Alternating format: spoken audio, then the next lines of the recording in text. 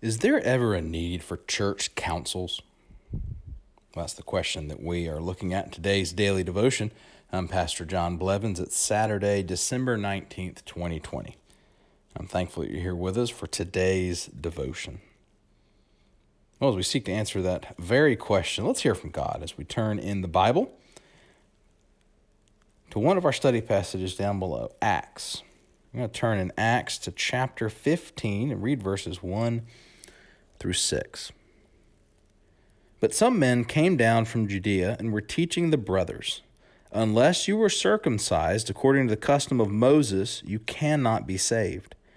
And after Paul and Barnabas had no small dissension and debate with them, Paul and Barnabas and some of the others were appointed to go up to Jerusalem to the apostles and to the elders about this question.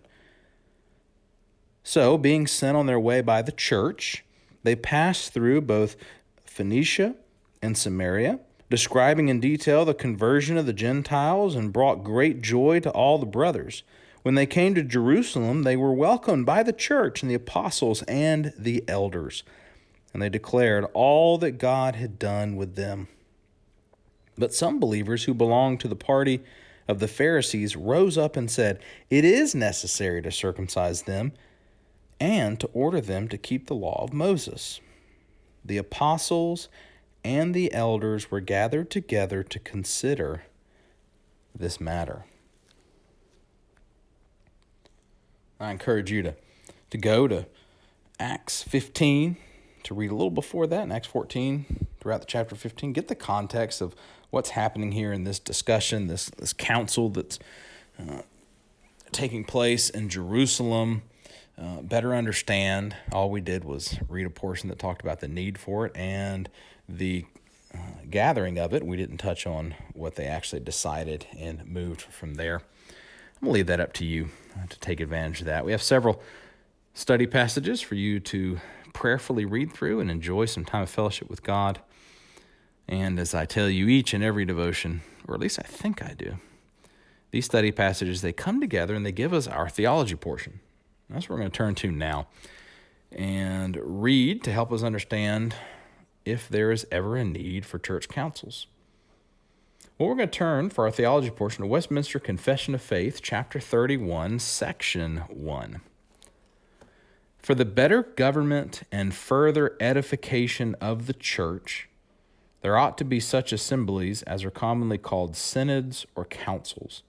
And it belongeth to the overseers and other rulers of the particular churches by virtue of their office and the power which Christ hath given them for edification and not for destruction, to appoint such assemblies, and to convene together in them as often as they shall judge it expedient for the good of the church. So these councils that are brought together are for the good of the church. Well, remember that as we answer the question that yes, there is a need for church councils. There is a need for them, and they are convened for the good of the church.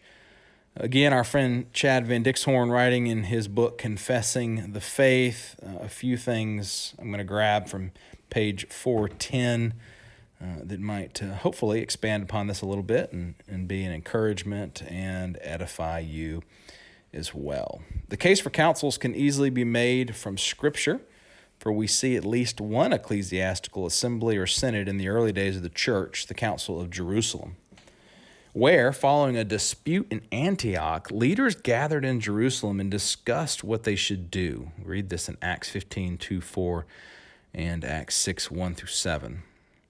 What makes the Council of Jerusalem so significant for later generations of Christians is that it was held at a time when the apostles were active and yet chose to call a gathering of elders.